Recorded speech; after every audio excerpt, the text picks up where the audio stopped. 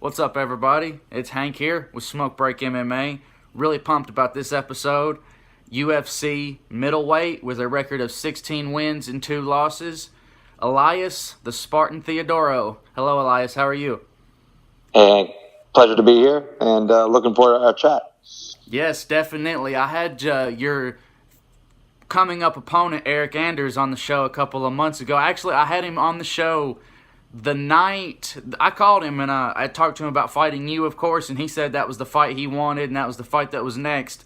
And it was the next morning he accepted the fight with Thiago Santos, because I called him, and he gave me his number, and I called him at like 10:30 at night or something like that, maybe somewhere around in there. And at 6:30 in the morning, the next morning, the UFC called him, and he accepted that fight on short notice. But when I did ask him about you, of course, you fought Thiago Santos too, right? Correct? Yep, in 2015. Yeah, well, a few years back. Been actually a long time. Is that record correct? You know how Sure Dog is. Yeah, it's 16-2, but soon it'll be 17-2. Yes, you know how some of those websites give you the wrong. You don't want to announce, they're 20-5, and really they're like 20-0. Yeah. Definitely, some of those websites are wrong, but. One of the quotes that I've got here from Eryk, and obviously you said I'll tweet it to you when we're done. You've quoted yourself before in saying you're kind of like a poor man's Machida, poor man's Lyoto Machida with your striking, and it's kind of a joke, but kind of similar too. You do have a similar style, a lot like point fighting karate, but very technical strikes, good cardio. Like one of the things you look up automatically is cardio for days, great striking, good endurance and belief in yourself. And I brought that up to Eryk and said that before the fight was even announced, I thought that you and him would be great tests for each other. Now this was before he lost to Thiago Santos, and I'm curious on your opinion on that. He was actually doing great until he wasn't, and then that's how it usually is. Everything's going according to plan until it's not, and then. But I brought that up to him about you being that kind of style fighter and might give him some problems, and he said that he's no version of Lyoto Machida. What do you think of that?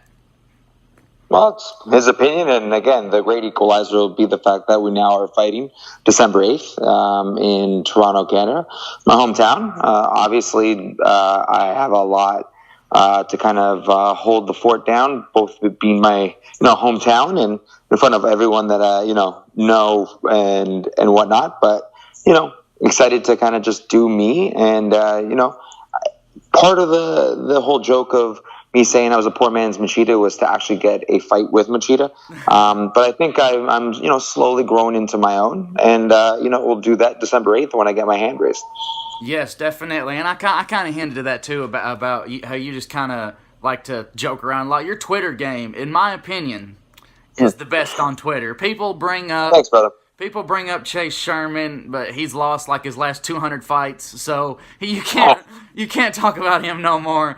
And I've had interactions with Chase, talked to him even before I had an MMA podcast, and he's just a dickhead and an asshole. And even before I asked you to come on the podcast, or even before I asked anybody to come on the podcast, what means the most to me and what matters most when I reach out to people, like I've had Jason Knight on the podcast, Jason the Kid Knight, and Eryk, and a couple of Bellator fighters.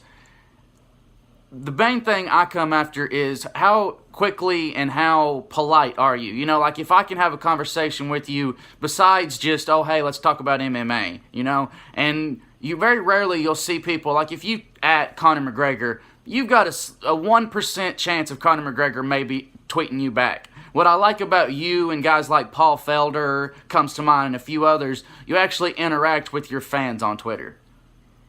Well, thank you, first of all. I think specifically in my case, I started as an MMA fan first, right? So I think there's obviously a history in that component, and mixed martial arts is different than most professional sports, where there's a really big interaction with fans and fighters.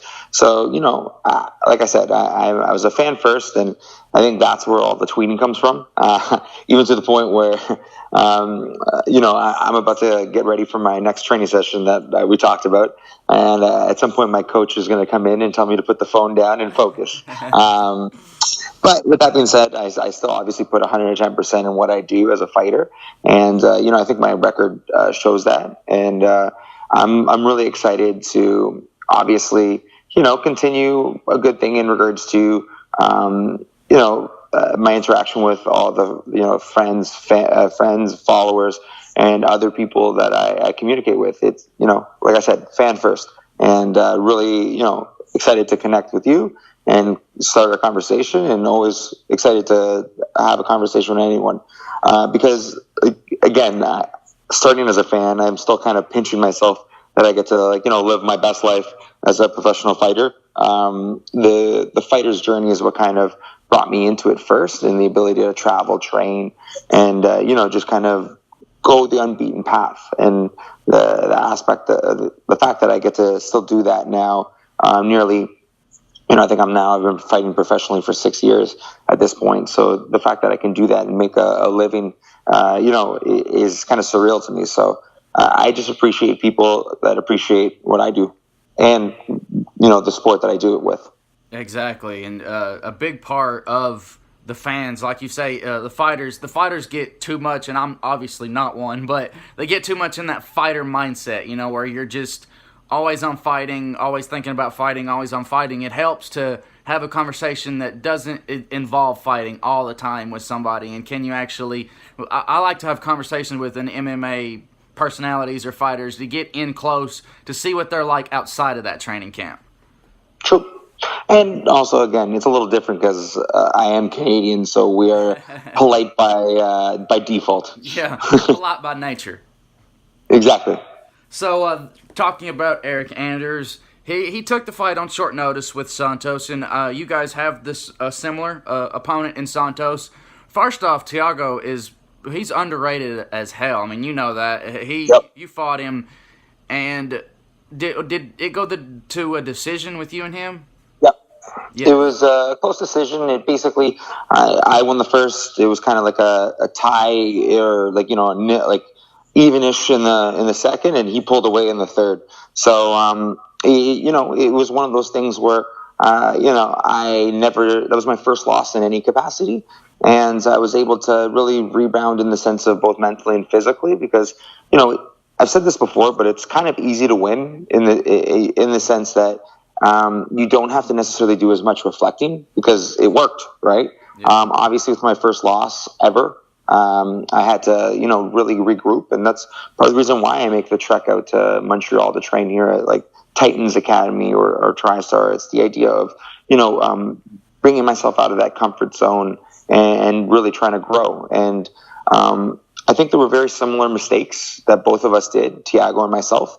But I would say that I've had the last 2 years to grow and learn, where someone like Eryk Anders, who's pretty green in the sport in his own right, because of the fact that he's coming from a football background and college sports. He's obviously athletic as hell. He's got that killer instinct, and he's been under bright lights before, so he has a lot of positives in that aspect. But I'd still say that he's very green in regards to his full knowledge in mixed martial arts. He's going to try and knock my block off, and I'm going to show him the difference between chess and checkers. Definitely, I believe that it's a good test for both. It's a good if you go out there and just outpoint him, outstrike him, and make him look lost in there, and just completely dominate him for 15 minutes. It makes you look 10 times better, because he is especially coming off that people they don't look at it as bad as if you lose a short notice fight. Kind of like if you lose a fight, it's bad. But if you lose it on, let's say, 6 days' notice, they kind of like, well, he didn't have a full camp. But let's say you go out there and you just outpoint him and dominate him, or even finish him. You got, obviously, finishing power. In these 4-ounce gloves, anything can happen. But I think his game plan, and he talked about it a little bit, was obviously, he's looking for the one-shot KO or the one-shot power. But he said that his grappling and wrestling, he believes, is superior. Would you agree? His grappling is definitely coming from a football background, like you said. He's got good explosion, good explosiveness on takedowns. And the Thiago Santos fight, I actually picked Eryk to win. If that was a 3-round fight, he probably would have won. He probably would have won a decision. But, the going into the deeper rounds, he just got tired, and very odd ending, with the elbows, and he kind of stood up and. Well, that same thing. Sorry to interrupt, but that same thing happened to me, and I would argue that I was forced to learn from it, and took months and months and months to grow, and with help with my great coach Chad Pearson, who has a national level experience, who's qualified for the Olympic trials back in the day. So again, I had the opportunity to grow as a martial artist, where he's jumping right back into it. So he might be a badass for it, and thank you for the opportunity to fight him, fight you, Eryk. It means the world to actually still have a fight, because obviously my fight with Antonio Carlos fell through twice. So with that, I'm very thankful to compete against a tough individual and at home. But I think there's still a lot of deficit in regards and holes in his game. And fun fact, this will be my 7th out of 10th southpaw in the UFC. So this is something I've done before, and I know what he's going to try and do. He's going to try and knock my block off. But like I said, I'm going to show him the difference between chess and checkers. But it's close. It's one of those close ones. Obviously, you 100% believe you're going to win. He 100% believes he's going to win, and that you have to in that fight, in that mentality. You have to have that idea of, I'm going to go in there and just dominate this guy. But I see it being a real fun fight. I see it being very entertaining. Yeah, I think so too. I think our styles will work. Again, I'm going to try and knock my block off, and I'm going to try and do, everything in my power to just dominate him, both mentally and physically, whether it's against the cage, in the distance, up close. I just think there's more tools in my toolbox, because as it's shown, he's very much of a headhunter. So, I think I'm going to embrace the 8 deadly limbs a lot more than he is. Although, give credit where credit just due. He was losing the Tim Williams fight, I think, up until he was able to do that Hail Mary kick, right? So he's dangerous all the way through. But, he lost. He was, in some ways, losing a fight he should have never. It should have never. Oh, we lost you. Been an issue. You know what I mean? And it wasn't a 6-day. Oh.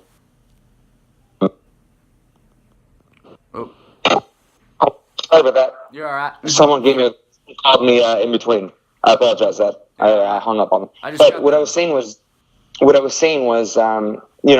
his fight against Tim Williams is a prime example of someone being able to pull away from him, and he was possibly losing that fight up until that Hail Mary kick, like I mentioned earlier. And, it shows that killer instincts, but it shows his ability to, be outstruck and outmaneuvered by someone that was a minus, or I think he, by the end of it, was like a minus 1100.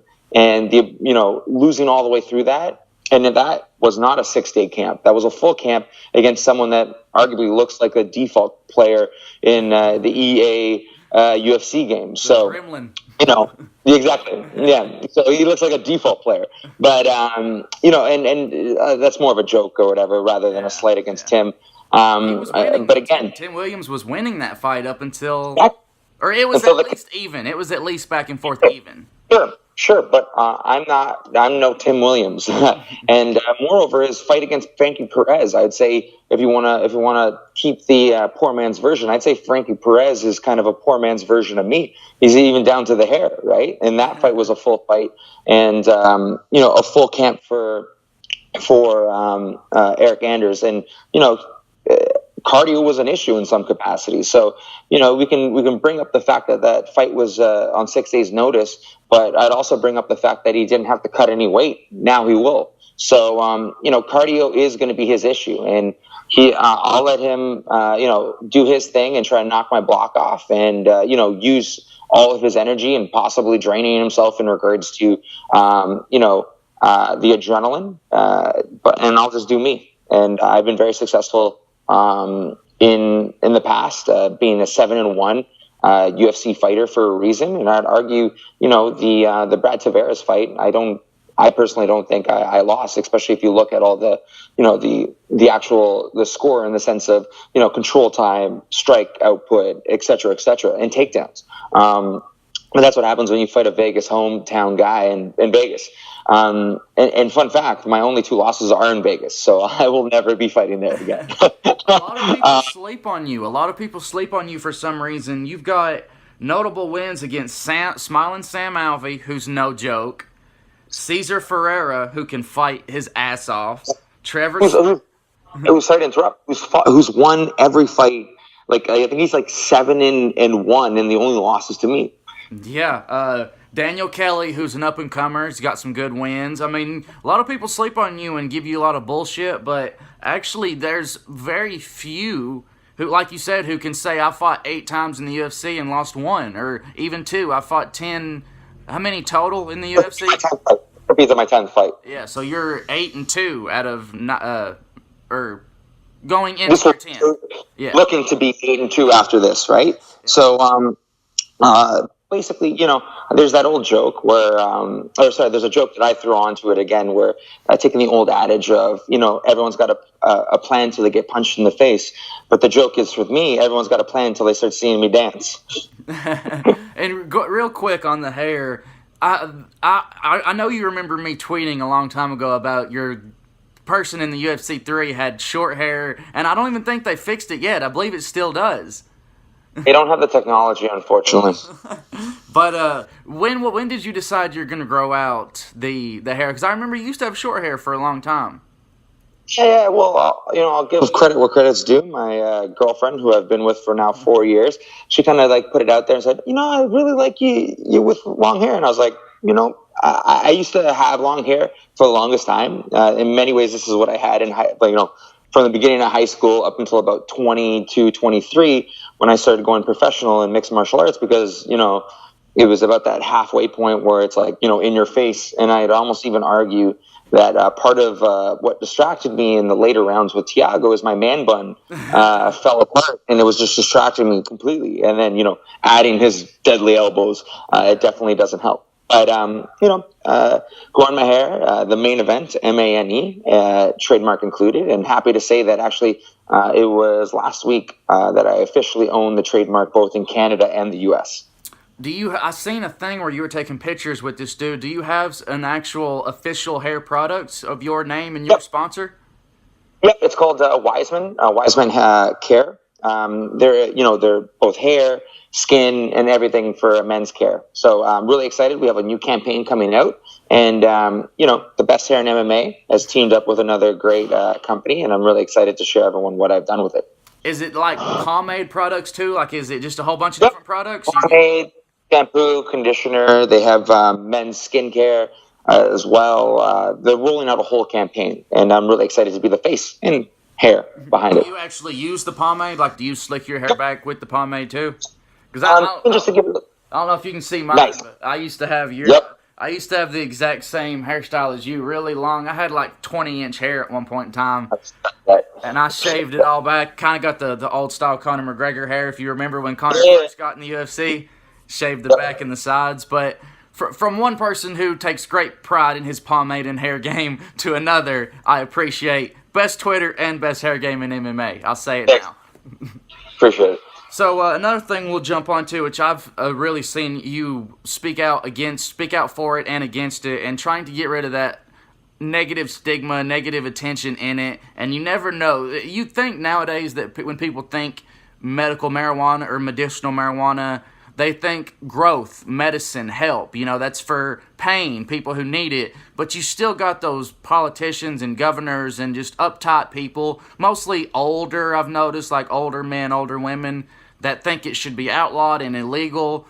First thing before we get into, you know, the rules of a fighter and, you know, doctors and all that about medical marijuana and the newest rules and regulations of it, what made you and wanted you to get involved with it, to help break the stigma and break the tradition of maybe it's not good, maybe it's bad, maybe it doesn't work? What made you want to start the journey? Well, first, I started as a friend who witnessed another friend that was dealing with cannabis and, you know, medical cannabis in his own patient story in regards to my coach. One of my coaches, one of my friends now, he's been a medical cannabis user for a decade now at this point. And he would come with me everywhere where we went around, embracing that fighter's journey.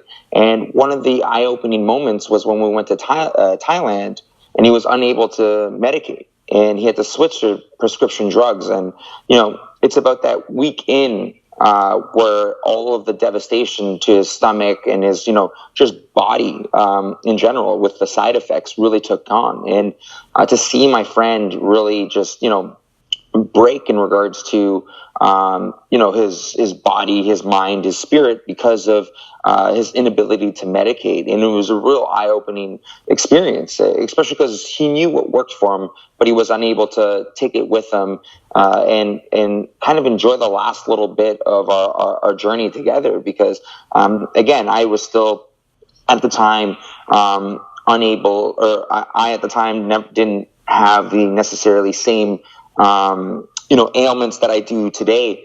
But which I obviously grew the longer I was in martial arts, and the longer my actual condition was able to degenerate. But going back to my friend, I just really was able to be educated, because I had that same stigma where I was someone that kind of didn't think that cannabis and athletics intertwined. And it was really an eye-opening to see my friend go through this. And he was able to educate me both, as a friend to explain his story, and then someone as an avenue, rather, when my ailments started to really increase and being better diagnosed in regards to my own personal condition and my own needs as a future patient.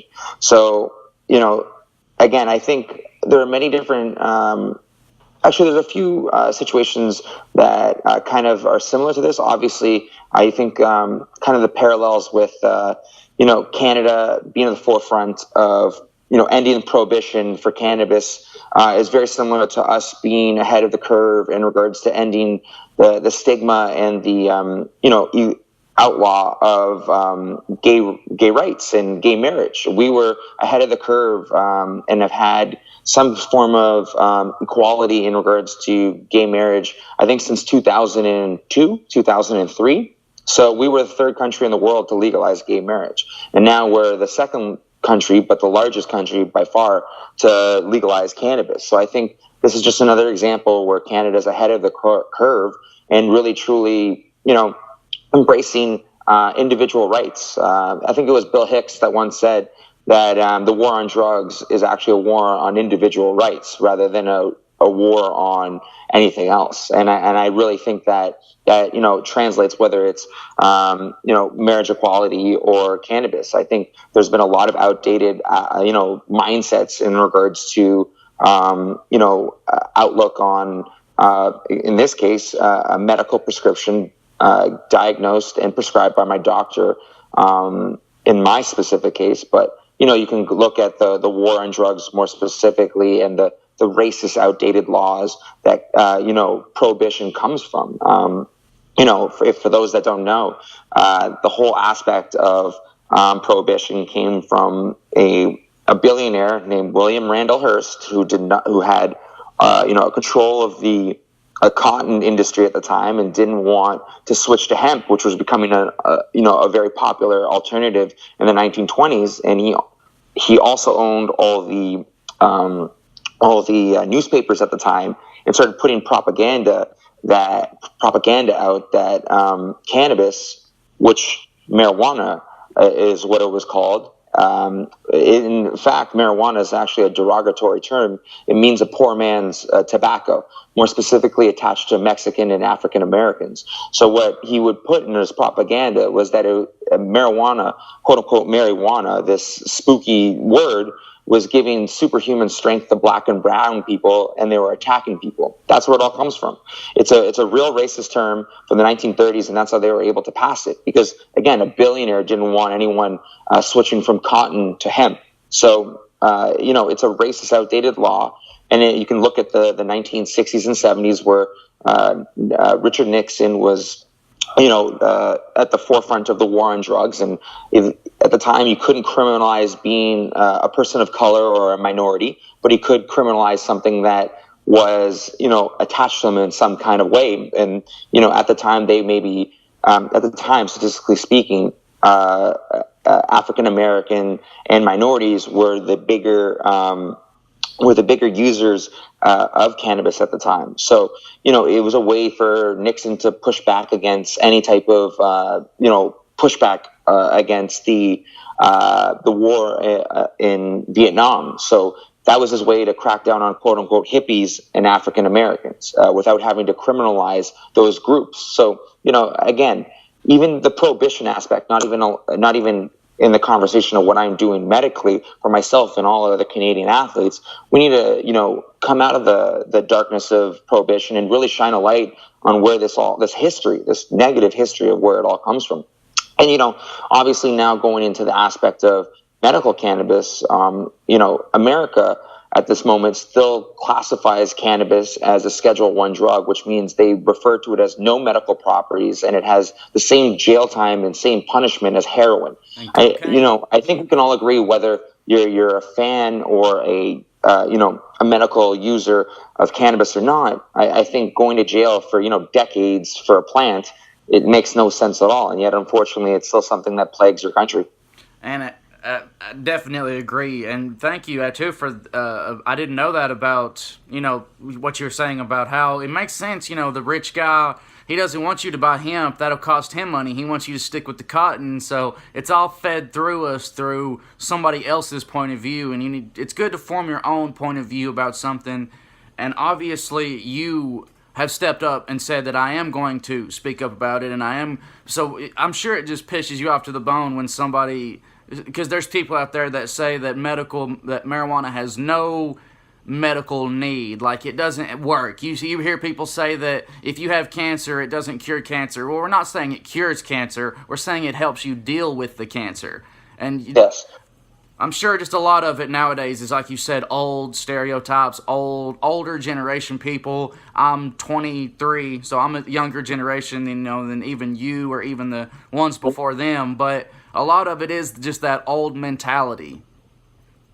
Yeah, no, true. And, just kind of going into the aspect and the difference in Canada, and this is where I'm kind of, where my fight for a medical exemption, therapeutic exemption to be exact, is very specific where I reside, because Canada doesn't have those restrictions. Canada believes that medical cannabis is a actual prescribable medical alternative to first-line medications like the ones that I've been forced to take out of the process of what I'm doing. Because the way it kind of works is, even though my doctor has prescribed it, has diagnosed and prescribed my bilateral neuropathic pain is best medicated with cannabis, the USADA process makes me forces me rather to exhaust all other options. So I have to, use SSRIs. I have to use antidepressants. I had to use opioids. And sometimes not only did they not work, because, everybody's different. Everybody and every body is different in the sense that some of them didn't even register. I felt no actual relief in any way, shape, or form. And then some of them actually made everything worse with the side effects. Without getting too graphic, I had, bloated, constipation, and, when you add the fact that, imagine someone being bloated all day, and, the sensation of having to go to the washroom as well, because, whether it's constipation, diarrhea, or a mixture of both, and then having to get punched in the stomach, or the idea of neon belly. I get punched in the stomach for a living, and they could literally punch the shit out of me if done wrong. And those are just other mental stressors, both mental and physical stressors that I and other athletes shouldn't have to deal with, especially if we already know, based on what our doctor has prescribed, what a better alternative is. But I'm willing to go the extra mile, not for myself, but for all Canadian athletes. And that's part of the reason why I'm no longer hiding in the shadows of prohibition. I feel that with Canada taking this huge leap, I not only feel more comfortable, but I feel obligated to use my platform to let other Canadian athletes know that they're not alone, and hopefully that this does set some type of precedence, and it makes it not necessarily easier, but it less of a struggle or less of a battle when trying to get their own therapeutic exemption if prescribed by their doctor.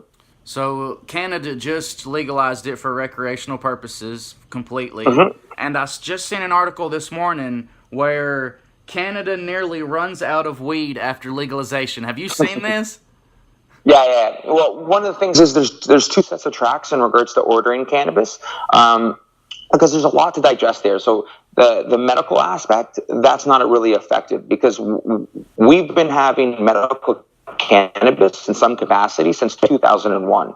So because healthcare is a fundamental Canadian right in Canada, it's attached to our healthcare. So it's actually my fundamental right to medicate as prescribed by my doctor. So think of like the freedom of the press. Think of what's it called? The Second Amendment, the First Amendment, Third Amendment, all those.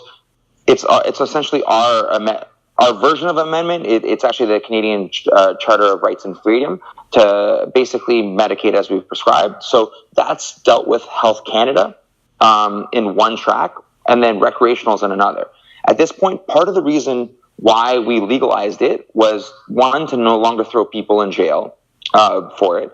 Two, to get it out of the hands of children, because cannabis is Canadians are actually the highest cannabis smokers in the world. And anyone that grew up with me, or anyone that's grown up in general, will know that it was easier to get cannabis than it was to get alcohol, because we actually have this whole system of this alcohol stores. So like Ontario specifically, where I reside in our province, it's similar to a state. Basically, it's a lot easier to access cannabis through a friend, a dealer, et cetera, et cetera. And one of the things that we're trying to eliminate is the black market. So illegal trade and organized crime, they have a stranglehold on the black market. And right now, roughly only about 10 to 15% of the cannabis market is actually legal. So this is the whole process of ending prohibition is to slowly, remove the black market and have a completely legal, completely regulated market. And, we're going to have a little bit of growing pains, no pun intended, while we start getting cannabis. But, there is a need for it. And, there is going to be a shortage because, unfortunately, our postal service went on strike as well, like kind of the same time. So not only is some of the opportunity, or some of the stores running out of cannabis just because there's such a need for it, but also the package itself, instead of being 1 to 2 business days, it's now potentially 3 to 5. So there's a lot of ideas and rumors about contracted UFC fighters who are also under USADA and marijuana. I've heard, we know about the Nate Diaz and the CBD oil. You can now use CBD because of that.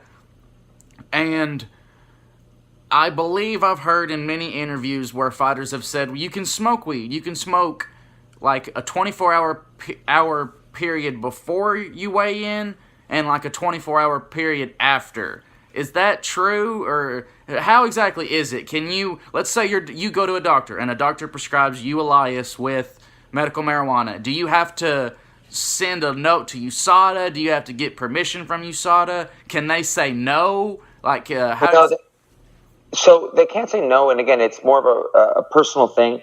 What I'm trying to fight specifically is the fact that technically right now the window of in competition, because that's when USADA and UFC test, it's about a week is the in competition. But with that being said, cannabis stays in your system for roughly a month. Yeah. So that it actually adds more stressors than it really is led on to believe. And moreover, one of the things, again, for those that don't know, I'm also a ring boy, the ring boy of Invicta. And part of that was obviously to bring attention in regards to female empowerment inside the cage and out with ring card holders, as people have said that they should end ring card holders and whatnot. And my stance is that in the true pursuit of quality, the answer is more, not less. What people didn't know up until now is also because of the way female bodies are comprised, cannabis actually stays in their fat cells longer just because they're more fat soluble comparatively, right? And water based as well. So women are unjustifiably persecuted longer than that one month that someone like myself would be. So you have some examples like, famous examples like Jessica I, who has been, has failed a test and, not in competition. So, Cynthia Cavill recently, that Cynthia girl just had the... Yep. Exactly. So females are actually targeted and unjustifiably persecuted even more so than male fighters. And that's part of the thing that I wanted to bring up, but obviously I wasn't able to talk about it at the time with my ring boy duties and ring boy endeavor. But, I really want to empower female athletes inside the cage and out. And going back to cannabis, what I'm asking for is not to, quote unquote, be high during my fight. I'm asking to no longer have that in competition aspect and be able to medicate all the way to my weigh-ins, not medicate on the day of my fight, and then afterwards, after my fight and all the finished components of USADA in regards to their testing, then I can start medicating again, right? It's because cannabis is not a performance enhancing drug. That's where it's labeled as right now. A joint or a vaporizer session that I have, a week before does not help me in any capacity on game day. And that's what I'm trying to stress. And that's what I'm fighting for.